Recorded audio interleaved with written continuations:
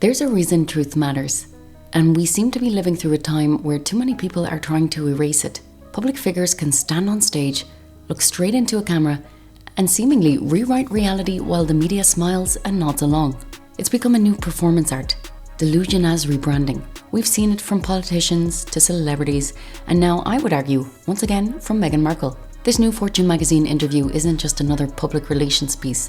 I see it as a perfect case study in how wealthy people, who are celebrities, try to reshape public memory, how they twist failures into success stories and contradictions into growth. But in my opinion, Meghan Markle is doing what she always does best, rebranding her own past. She seems to be turning a string of flops from her show, her podcast, and perhaps even her brand into a carefully packaged story of triumph and learning. And the scary part? People are willing to play along. Just look at the interviewer. This isn't just about Meghan. It's about what happens when the world starts accepting this kind of delusion as normal, when facts stop mattering, when image replaces substance, and when self-promotion becomes the new truth. Because from what I've seen in this interview and the ones before it, Meghan Markle doesn't just stretch the truth. In my opinion, she completely reshapes it. She avoids the obvious questions. She seems to rewrite timelines and presents her failures as proof of some kind of brilliance. At best, she's exaggerating and skirting around the truth, and at worst, one could argue she's lying. And that's exactly why this conversation matters, because every time we let someone like Meghan rewrite history unchecked, it chips away at our collective sense of what's real, and that's not good for anyone. So today, we're going to break down this Fortune interview, not just for what's said, but for what, from my point of view, is being rewritten, because truth still matters, even when it's inconvenient for Meghan Markle. The Fortune interview opens with Alyson Shontell congratulating Meghan Markle on, of all things, another Humanitarian award. Which, congratulations, you just won a Humanitarian award for your work with online safety for parents and children. And honestly, it's the perfect illustration of how detached from reality this entire media cycle has become. Because we now live in a world where someone who has been accused of bullying staff numerous times on different continents, and although she denies these allegations, who has also reportedly laughed at a model falling on a runway at Paris Fashion Week just last week, and who has spent most of the year, if not all of it, promoting herself and her brand, yet she can still collect a Humanitarian award. That is the delusion I'm talking about. Harry and Meghan have accepted at least 7 awards since they left the royal family, if not more. And as I mentioned in my previous video, one of them was for fighting racism, which included their experience in the royal family. Yet only months later, weeks in fact, Harry claimed, "They never said that. We never said that. That was the British press." Oh, the British press said that? My family racist? Not at all. Then why accept the award? If it was the British press who said that, why collect the award? It's the same pattern every time. Rewrite the story, shift the blame, and act like the contradiction never happened. And now they're receiving awards for keeping children safe online. This while regularly posting images of their own children online without their consent. Well, I say they, but it's really Meghan. And reportedly working with brands like Balenciaga, who has faced global outrage for disturbing exploitative imagery involving children. This isn't humanitarianism. It's hypocrisy, plain and simple. Then the interview moves into what Fortune clearly thought was going to be some kind of heartwarming moment, asking Meghan about the decision to leave England and move to Montecito 5 years ago. And this is where, in my opinion, Meghan starts rewriting history again. She implies there was no plan. There was no plan. No plan? Well, I'm left in disbelief, because to say that there's no plan is not something that I or most people believe.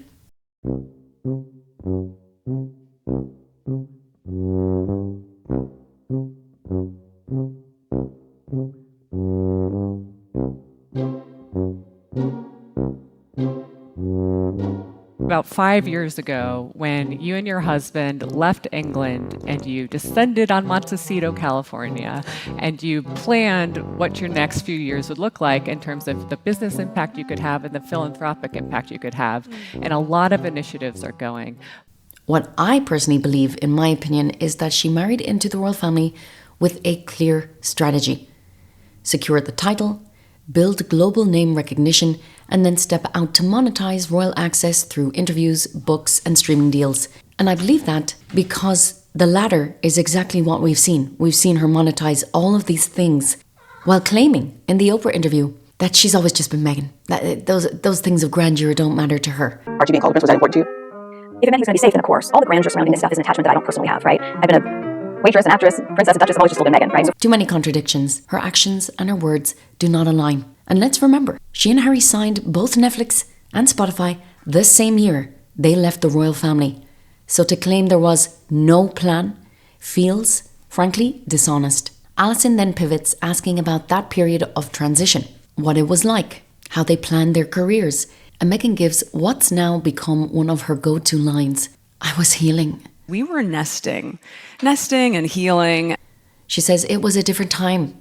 I was nesting and healing. We've heard her use this before.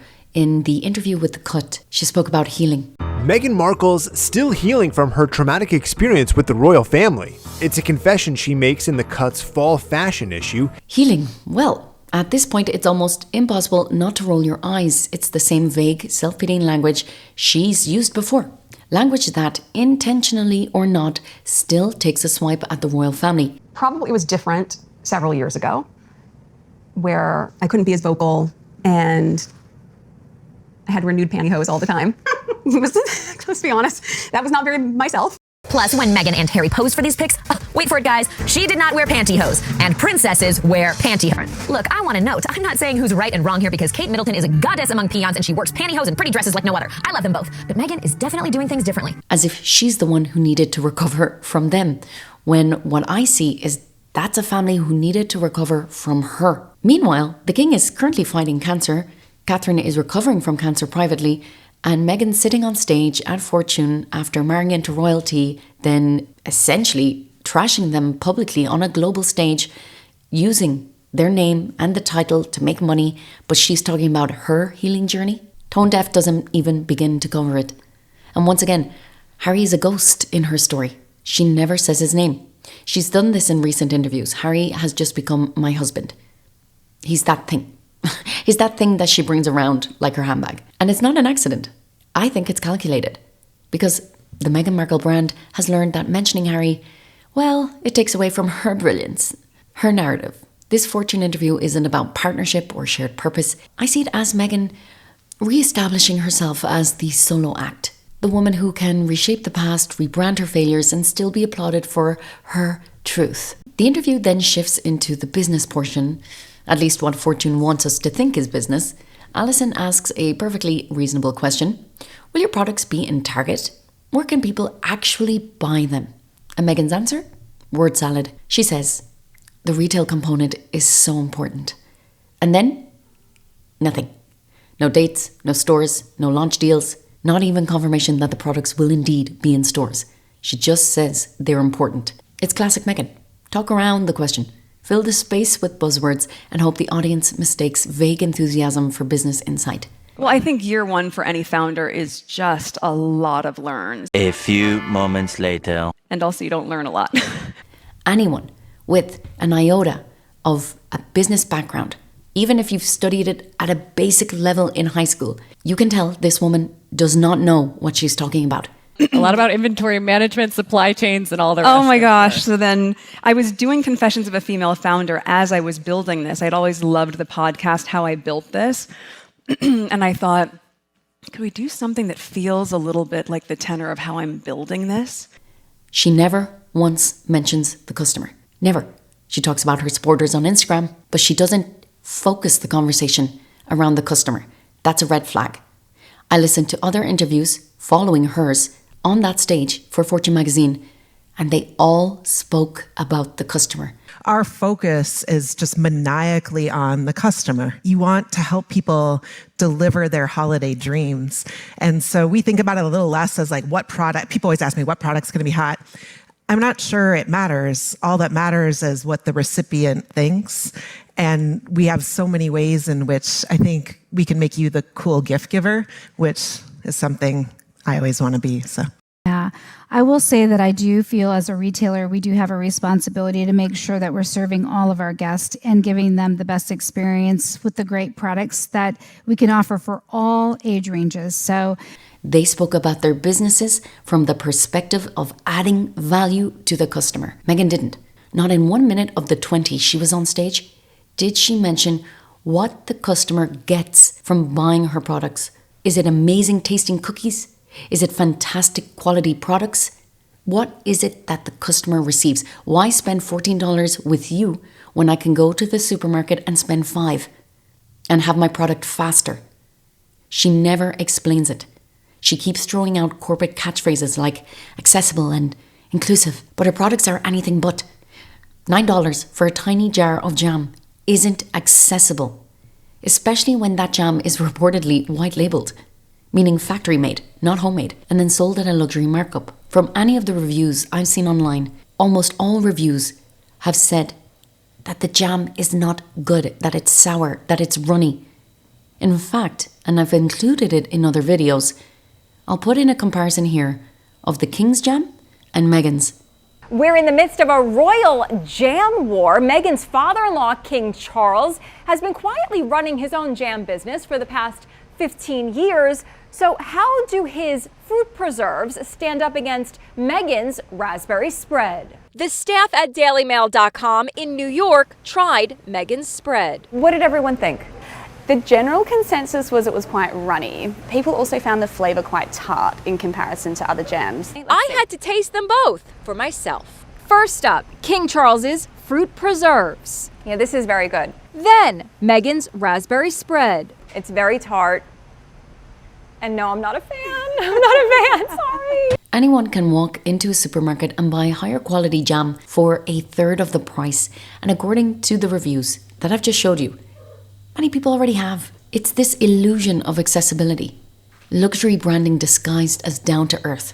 Because Meghan isn't selling a product, she's selling herself. She essentially, from how I see it, has put her title, Duchess of Sussex, behind a brand and thinks that will sell it. That's enough. That's enough to push product. It is not.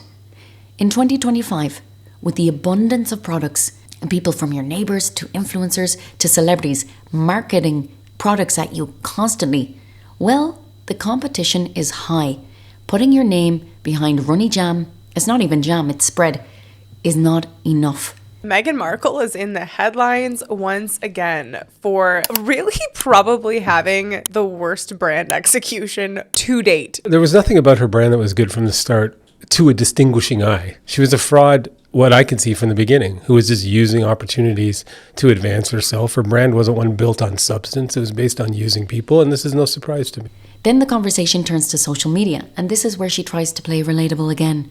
She says she has a complicated relationship with it, and immediately brings up how she and her husband spend their time protecting kids online. It's the same talking point she's been repeating for over a year now. But here's the problem. While Meghan claims to be on a crusade to keep children safe on the internet, she's also comfortable posting photos and stories about her own kids to promote her projects, I would argue. Just before her show aired, suddenly we saw a video of her daughter Lily with Serena Williams posted online. In my opinion, that is not advocacy, that is opportunism. She says, if you can show up in these spaces and be on the side of good, there's tremendous value there. I'm sensitive to that. I also recognize that if you can show up in these spaces and be on the side of good, there is tremendous value in that also. But let's be honest, multi-millionaires flaunting their lives, private jets and designer homes online aren't on the side of good. The fact that Meghan is spouting as if she's on the side of good by showing off her wealth, well, they're fueling the very culture of envy and comparison that actually makes social media so toxic in the first place. Teenagers and young adults who view videos like Meghan's often feel inadequate according to studies. When you see wealth, extreme wealth, and people showing off their lives, and you don't live like that, over time it has shown to have a negative effect on the psyche. So once again, Meghan can claim she's on the side of good using social media. I would argue she is definitely not. Not by posting her kids and not by showing off her wealth. From how I see it, it is the kind of hypocrisy that Meghan either doesn't see or doesn't care about. Not once did she reflect on What type of videos am I showing? Recently, she posted herself with champagne, flying. She posted a video with her legs up in a limo. Is that the side of good? I would argue not. And then, as if to prove she has nothing new to say, she brings up the boomerang story again. How the last time she was on Instagram, boomerang was a thing. The last time I was on Instagram, you guys, boomerang was a thing. That was a long time ago.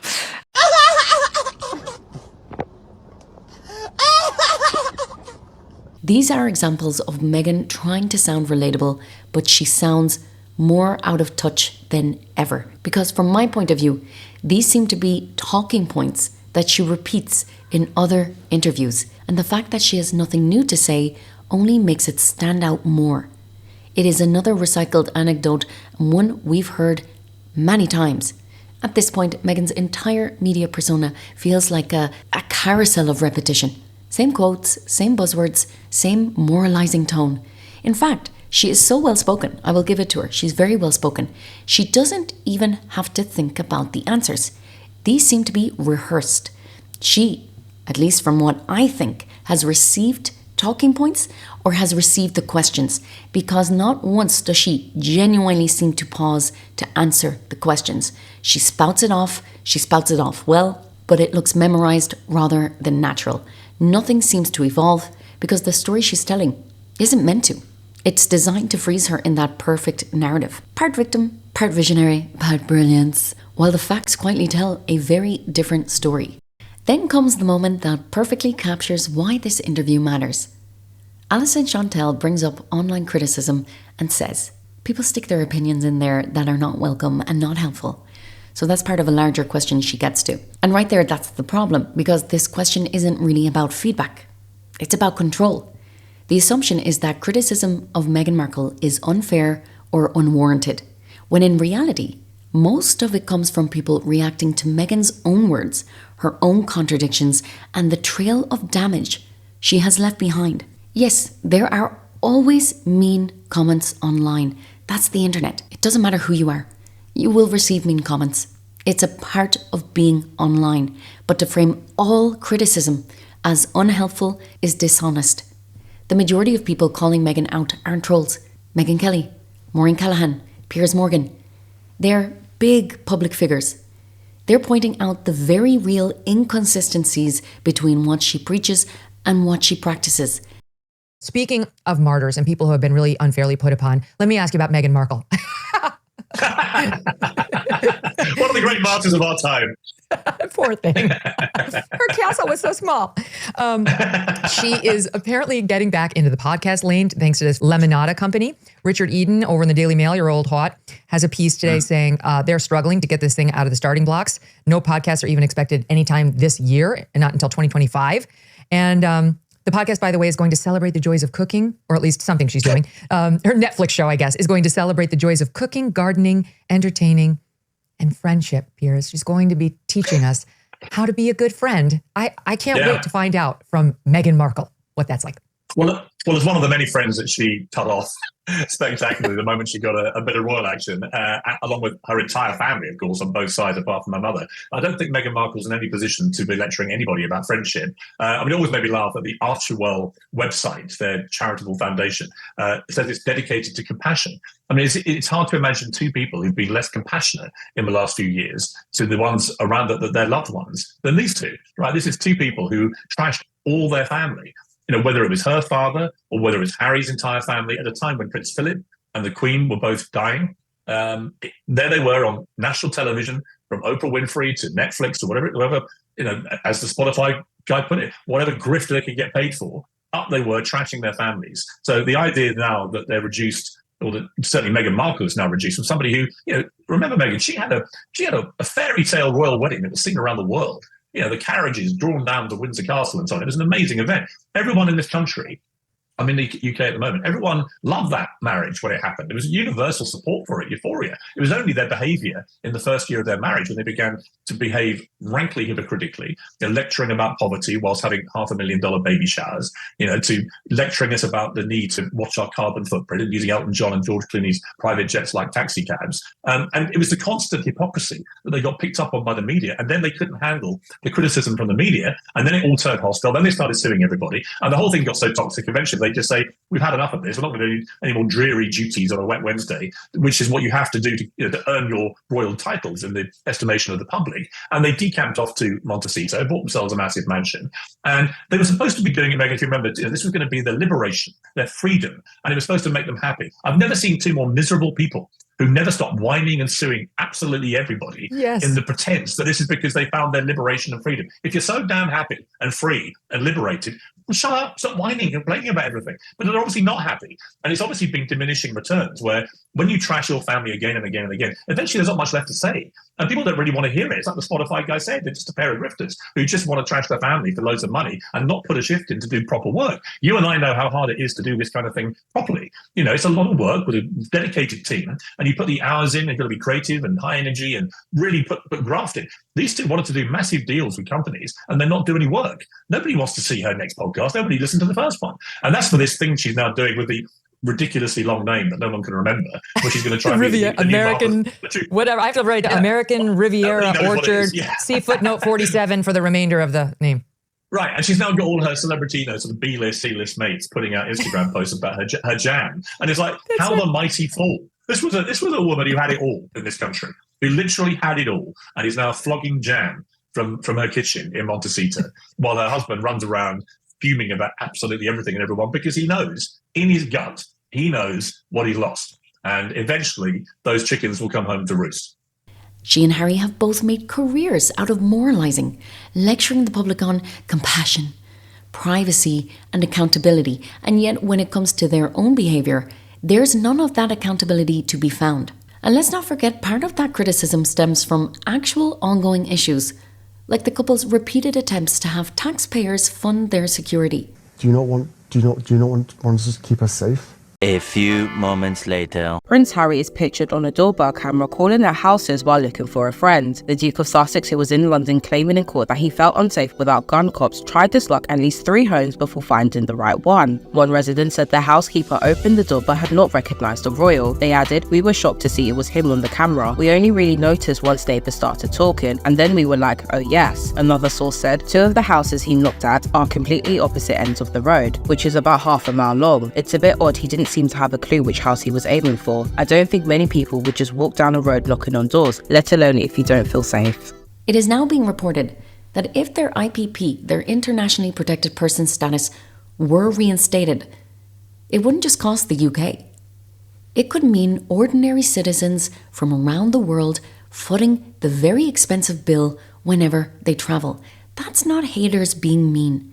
That's taxpayers saying that they don't want their hard-earned money being spent on 2 of the most publicly disliked figures of a generation. And on top of that, figures who have stepped down from their duty and who agreed at that time, according to reports, that they would lose all those benefits if they did indeed step down, as they would no longer be working royals. It's people refusing to subsidise privilege disguised as victimhood.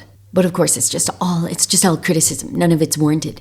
But when Meghan is asked how she separates constructive from non-constructive criticism, her answer is simply, well, in my opinion, just more denial.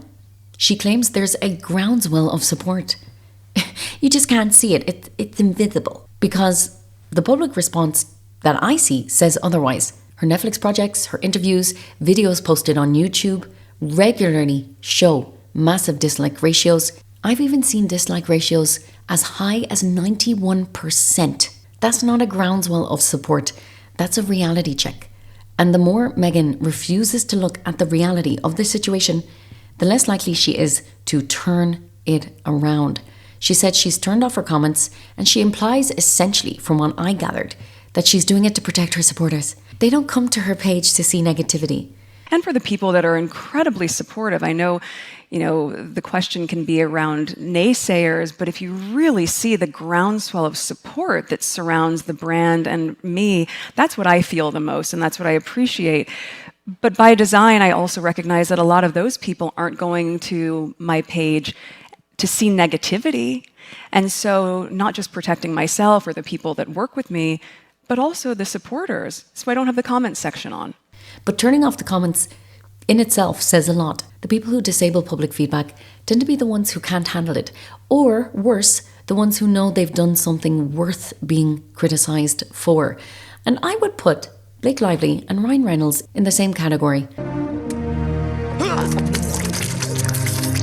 Turning off or trying to control or limit comments while pretending to be above the chaos. And what a coincidence! Meghan, Blake and Ryan are three of the most disliked public figures in the world. Like I said, Meghan insists her supporters don't visit her page to see negativity. But that's also misleading, because it has been widely reported that her supporters have been among the cruelest online, including targeted harassment toward women like Sophie Chandauka, according to reports.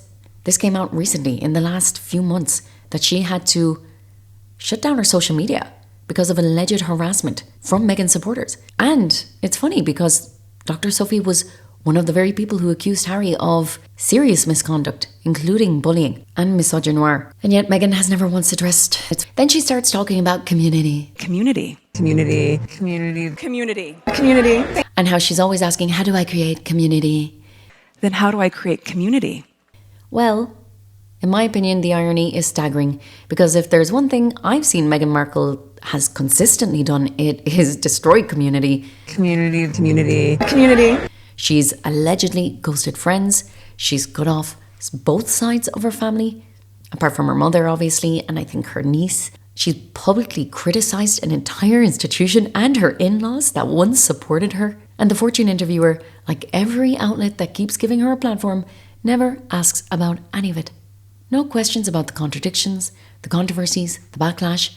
Just another round of softballs, feeding the illusion that Meghan is misunderstood, rather than simply unaccountable.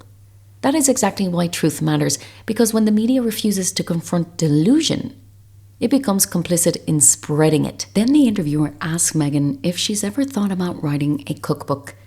And in that moment, the narcissism, in my opinion, comes alive. It's alive!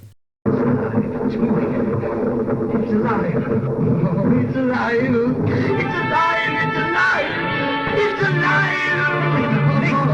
Have you considered a cookbook? Could we expect that in the future? Maybe a magazine? What do you think?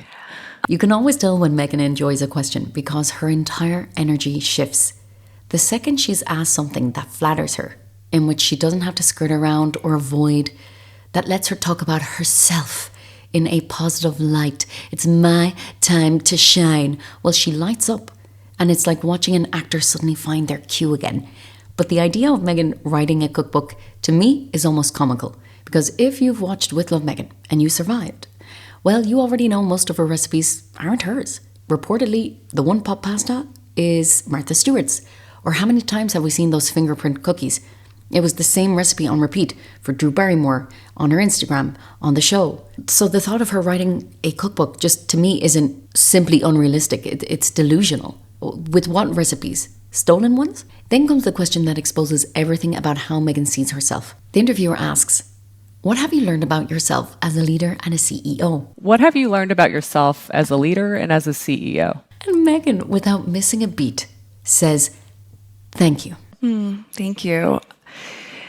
Now, that is a very interesting response to me, because it is very strange. Meghan doesn't say, what an interesting question. Thank you. She simply says, thank you. It's like she's accepting an award for being called a leader. Thank you. She's thanking Alyson for believing the narrative. That's how I see it. Otherwise, how would you explain that strange response? Thank you. It's so telling. It tells you everything. In my opinion, Meghan thrives on titles, not responsibilities. And CEO and leader, they are titles. So the fact that someone's buying in to something that I also think she realizes isn't really true, well, she's grateful. I think she loves being described as powerful and visionary and inspiring. But when it comes to actually showing leadership, well, according to reports, the reality looks very different. Like I mentioned at the beginning of this video, earlier this year, in January, Vanity Fair published accounts, reportedly from former staff, that painted a far less flattering picture. According to those accounts, Meghan was described as difficult, demanding, and at times allegedly unkind to those around her. So when she talks about herself as a CEO and claims she encourages people on her team to push back, well, it rings hollow. Because if the allegations are true, and many have been echoed by multiple former employees, both in the UK and in the US. Well, she doesn't exactly foster an environment of open dialogue.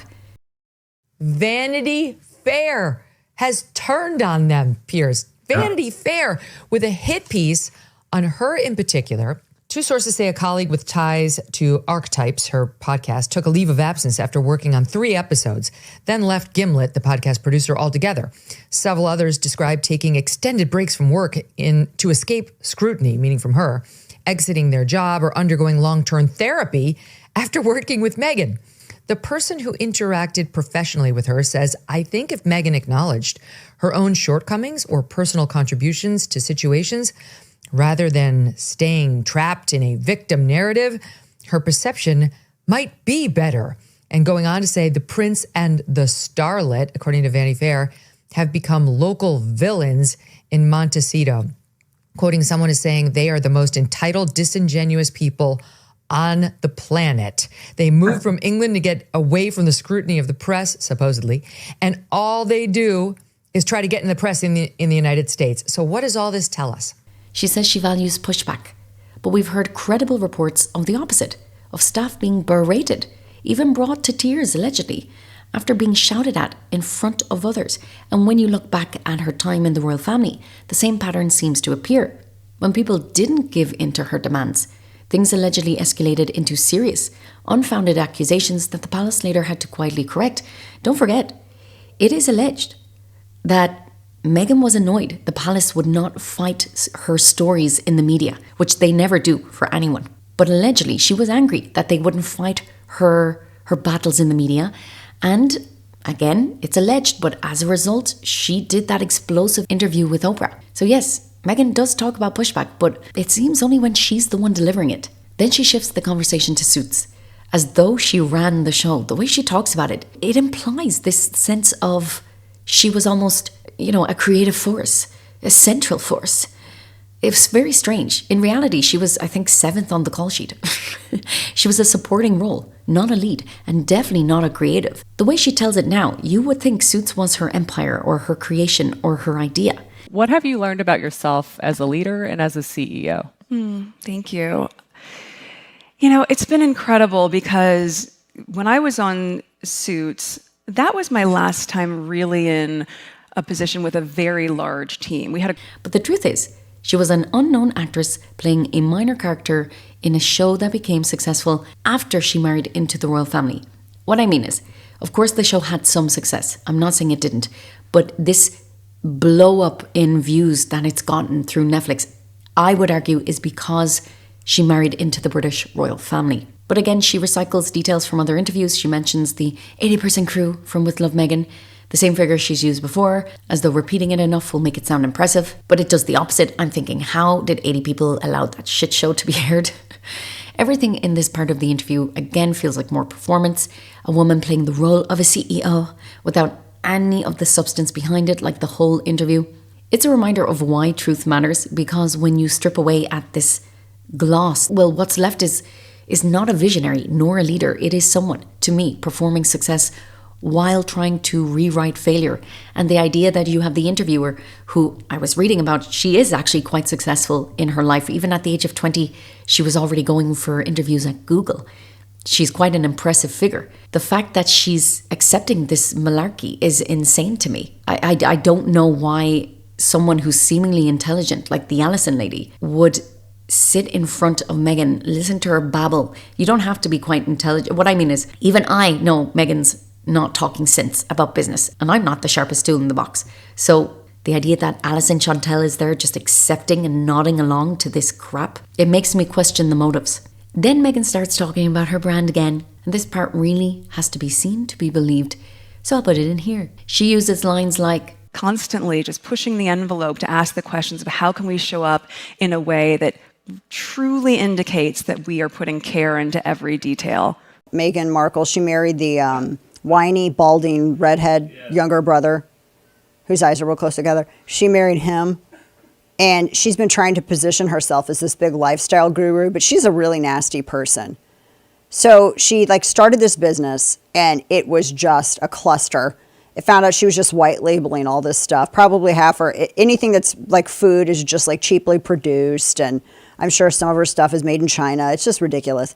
Anyway, she's been trying to pass herself off as this like new Martha Stewart. And then she actually, because they always bragged about her freakish attention to detail, apparently not so much, because she actually posted an image to her Instagram account where she was using the canning tongs upside down. The green right there, those are like rubber. That's the rubber part of the tongs that picks up the jar, and the material is such that it doesn't slip on the glass. And she's using the handles to do it. That's not even a canning pot. That's a whole other issue. She's using the handles to do it. She posted this on her own Instagram account. 100% of the time you drop the jar using those tongs that way. 100% of the time. I cannot believe that she posted that. Exact same tongs. That's how they're supposed to be used. There it is. She was holding the green part. Now you see how dumb that is. She's holding the green. She was holding the green part. And I have to wonder, does she have people that hate her, that work for her? The same over-polished phrases about authenticity, community, and purpose. But let's be honest, Meghan's aesthetic isn't visionary or groundbreaking. It's beige. Literally, beige. Her entire brand looks like a Pinterest board from 2014. The kind of thing you would scroll past while searching for minimal kitchen inspo. There's no originality. There's no risk. There's no spark. It's just curated blandness, packaged as luxury. Very Kardashian-inspired, I would argue. And yet, there she is, on stage at Fortune, speaking like she's redefined the business landscape. This is someone who married into the British royal family, whose father-in-law is the King of England, and who, in my opinion, has leveraged that connection to build her post-royal brand. If not, why would she insist on everyone introducing her as the Duchess of Sussex? Remember in Oprah, she said she's above all this grandeur, that she's just Meghan, and that I nearly lost my name.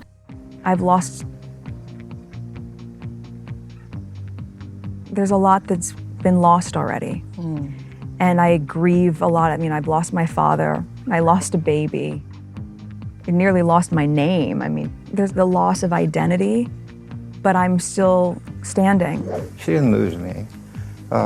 I would have always been there for her. I'm there for her now if she wants me. Well, for someone who nearly lost their name, it's weird that you keep making people use your title.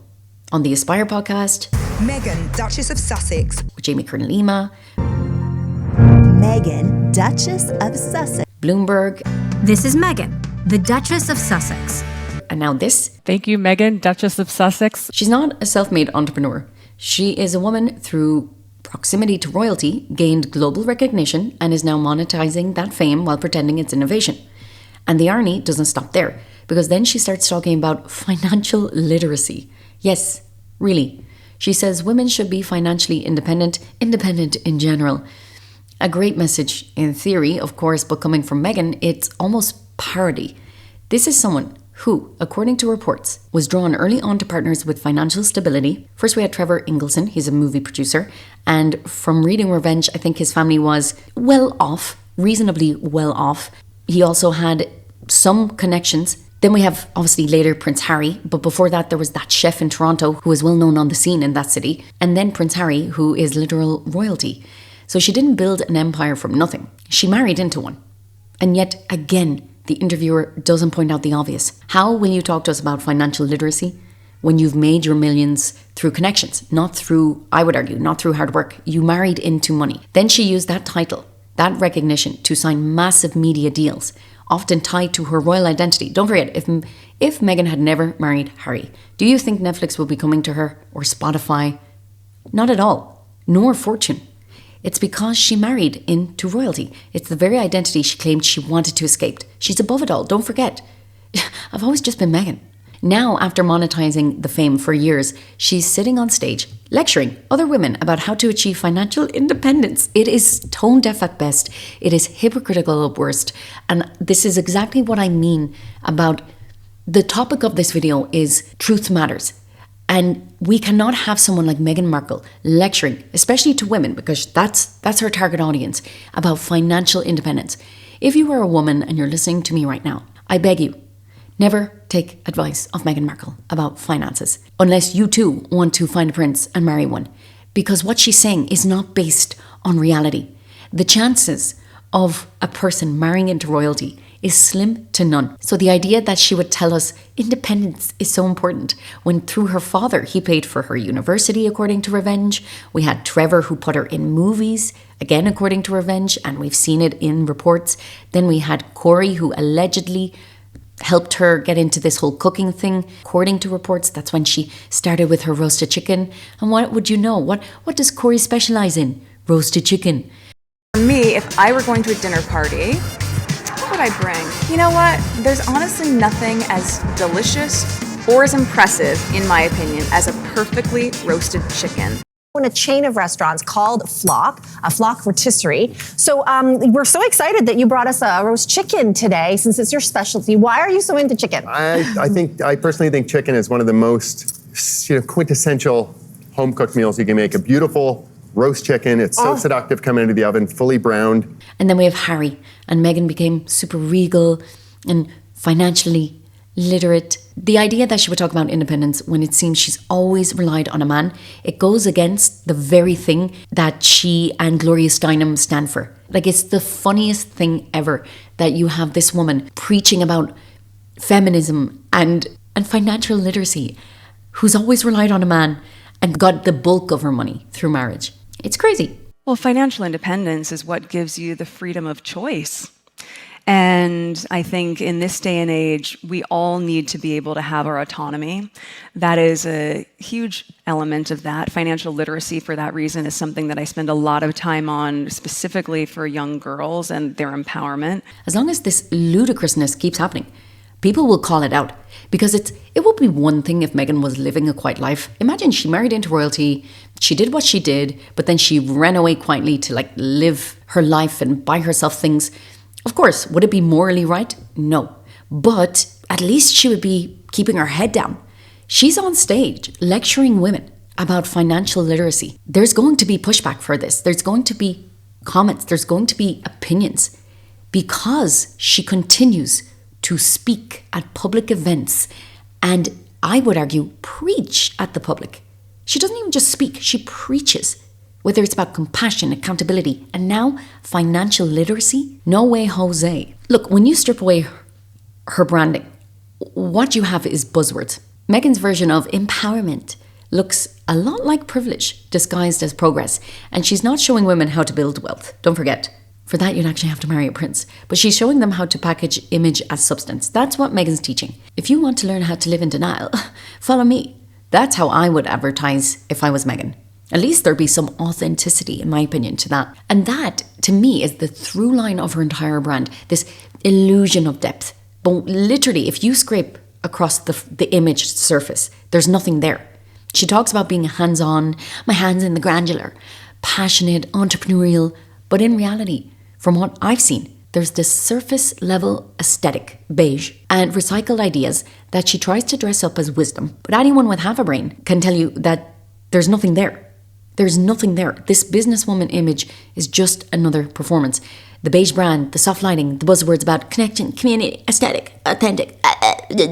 It's all theatre. Because in the end, Meghan Markle doesn't represent the rise of a female founder. Female founder. Female founder. She represents the rise of a performative founder, someone who mistakes being seen for being successful. They're very different things, and Meghan Markle is probably the most famous public figure who has taught us never, ever, ever put being seen in front of substance. Because look how it is backfiring. And she continues to do it. She continues to do it and then has the audacity to essentially criticize the criticism. I'm going to do shitty things, but don't you dare criticize me for it. Okay? And then I'll just go into denial mode about it. And nobody bring it up. So I'm only going to do friendly media interviews in which we all live in a world where apparently reality doesn't matter. And it's like we're in 1984. I'm talking about the book, not the year. Right after watching Meghan's Fortune interview, I clicked on the very next segment, an interview with someone called Corey Barry. And it was titled Clarity and Complexity, How the Courts Are Shaping Business. Now, I have to say, I don't know this woman. I know nothing about her. But I wanted to see if all the interviews were as vapid as Meghan's. Just analysing what I've seen in the first 60 seconds, the difference was staggering. Corey speaks in specifics. She gives figures, facts, percentages, and measurable results. And she talks about the customer. She literally says what the vision is. I'll put some clips in here. Yeah, so maybe some context setting. We're in an interesting position. We are actually a brand of other brands. And the consumer electronics supply chain is a very different one. Less than 10% of all the consumer electronics in the world are manufactured in the US. So it's an incredibly global supply chain with some of the world's biggest companies. And our position is here in the US, which is the largest market. We are obviously the last man standing, or woman standing, I guess as it is, in the consumer electronics industry.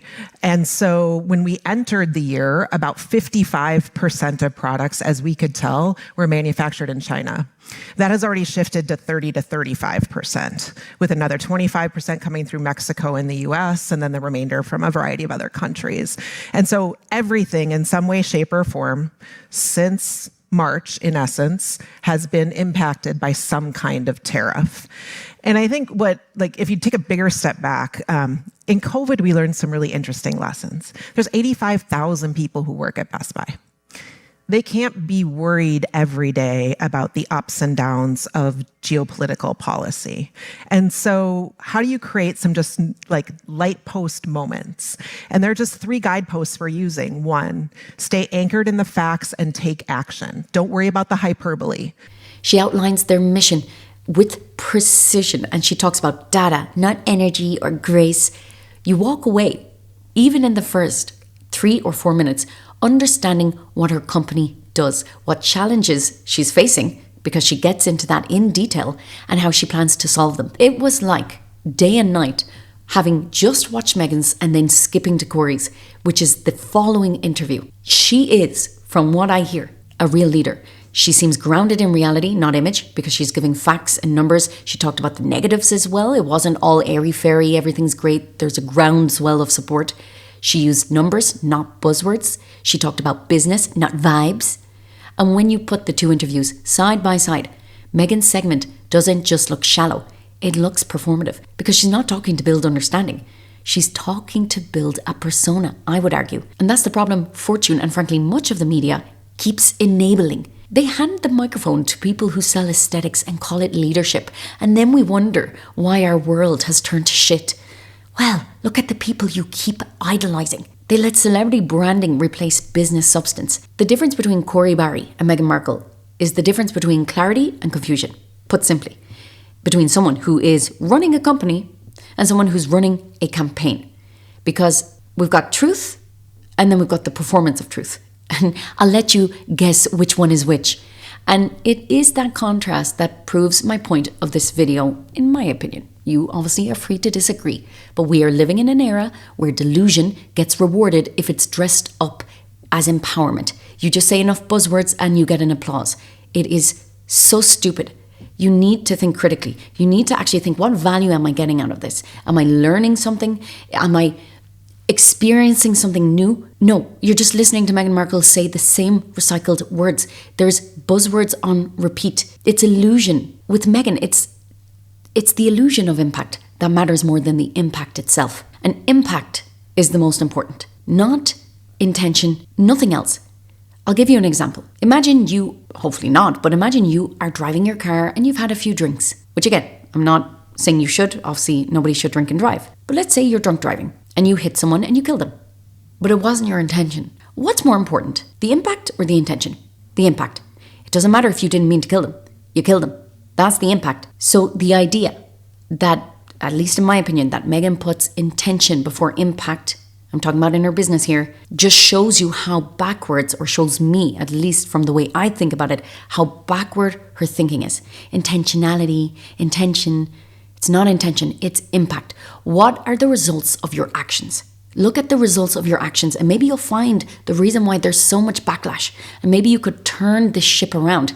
But right now, focusing on intention. Well, I didn't mean to label a whole nation racist, but you did. The impact is what matters.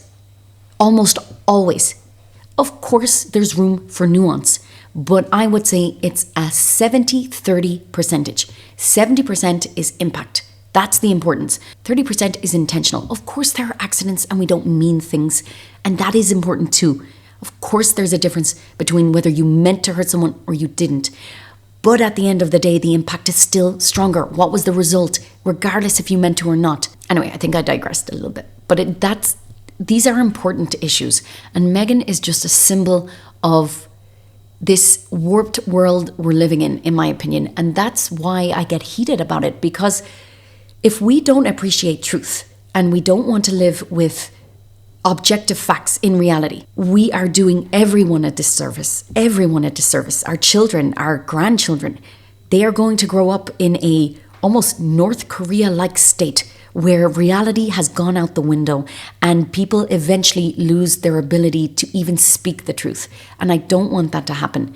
And even though, of course, this Meghan Markle topic is silly and it's just a microcosm of the bigger problem, it's still an example of somebody who keeps pushing, in my opinion, fake narratives. And it's a reflection of where we are. And we have to stop letting people rewrite history to our faces and then preach to us about things we know they aren't living, like financial literacy or independence. You mentioned Meghan Markle and her hypocrisy, and I come alive. It really gets me going. It's the audacity. It's insane. And I just want to leave the final part of this video with this addition. Essentially, it's about avoiding the elephant in the room. Here's what makes all of this even more frustrating. Across every one of Meghan Markle's recent interviews, Fortune, Bloomberg, Aspire, Time 100, Jimmy Klima podcast, not a single interviewer has asked her about the major reports published this year in Vanity Fair or the reports in The Hollywood Reporter in September 2024. These aren't fringe blogs. It's not some crazy on the internet just typing away their opinion. These are respected outlets that revisited the same allegations of alleged difficult behavior and former staff claiming she allegedly created a toxic environment.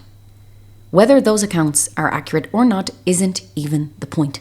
The point is that no one asks. When journalists skip the obvious questions, they're not just protecting Meghan. They are participating in a larger cultural pattern where truth gets edited out for access. This is a big issue we have in 2025, not just this year. The last few years, it's become a real big problem, and not just with Meghan. But like I said, this is why it's really irritating to hear Meghan speak, because it is an example of a bigger issue we have. It is another form, in my opinion, of rewriting reality. It's silence dressed up as professionalism, and that silence is exactly what allows the myth-making to continue. It is damaging our culture. I think we need to call it out when we see it. I don't think we should accept people rewriting reality, and I think we just need to get back to facts. Of course, there's room for interpretation, there's room for perception, but the idea that we would avoid the elephant in the room, the pink elephant in the room, I think it's destructive. So these are my thoughts on this interview, and to be honest, this whole situation in general. I know it got more serious towards the end, but it is really how I feel about this. So I want to know your thoughts in the comments. Am I taking it too seriously? Do you agree? Do you think media is equally, if not more, to blame than people like Meghan Markle, because they are giving her a platform to say these kind of things without questioning them? No pushback.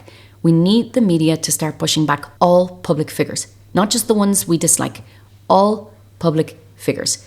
As a society, we need to find the best ideas, the best people, and work together and find our common ground. And we cannot do that if we don't live in reality. Let me know your thoughts below, and we'll open up conversation there. Thank you for listening, and bye.